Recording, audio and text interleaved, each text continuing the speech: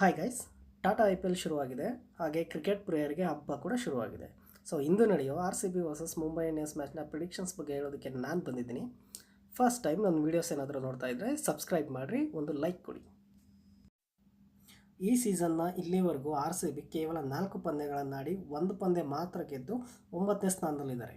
Mumbai Indians ಕೂಡ 5 ಪಂದ್ಯಗಳನ್ನಾಡಿ ಕೇವಲ 1 ಪಂದ್ಯ ಮಾತ್ರ ಗೆದ್ದು ಅವರು ಕೂಡ 8ನೇ ಸ್ಥಾನದಲ್ಲಿದ್ದಾರೆ.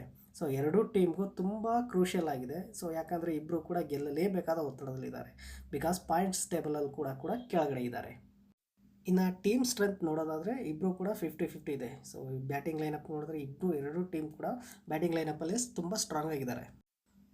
ಇಲ್ಲಿವರೆಗೂ ಮುಂಬೈ ಇಂಡಿಯನ್ಸ್ ವರ್ಸಸ್ RCB 32 ಬಾರಿ ಮುಖಾಮುಖಿ ಆಗಿದೆ.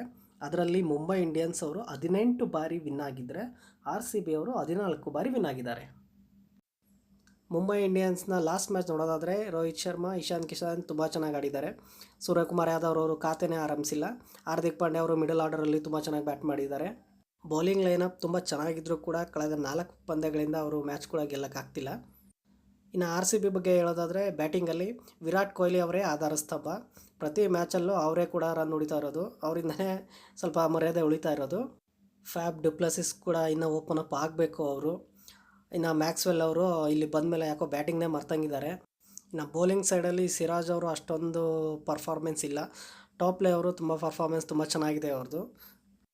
ಇನ್ನು ಪಿಚ್ ರಿಪೋರ್ಟ್ ಬಗ್ಗೆ ಹೇಳೋದಾದರೆ ಇನ್ನು ಫಸ್ಟ್ ಬ್ಯಾಟಿಂಗ್ ಮಾಡೋರೆ ಆಲ್ಮೋಸ್ಟ್ ವಿನ್ನಿಂಗ್ ಸೈಡ್ ಅಂತ ಹೇಳ್ತಾರೆ. ಫಸ್ಟ್ ಬ್ಯಾಟಿಂಗ್ ಮಾಡೋರೆ ತುಂಬ ರನ್ ಹೊಡೆಯೋ ಸಾಧ್ಯತೆಗಳು ತುಂಬ ಇದ್ದಾವೆ. ಬಟ್ ಡ್ಯೂ ಕೂಡ ಮ್ಯಾಟ್ರ್ ಆಗುತ್ತೆ. ಆ್ಯಂಡ್ ಫೈನಲಿ ಇಂದಿನ ಪಂದ್ಯನ RCB ಗೆದ್ದು ತುಂಬ ಸ್ಟ್ರಾಂಗಾಗಿ ಕಮ್ ಬ್ಯಾಕ್ ಮಾಡಿ. All the best RCB.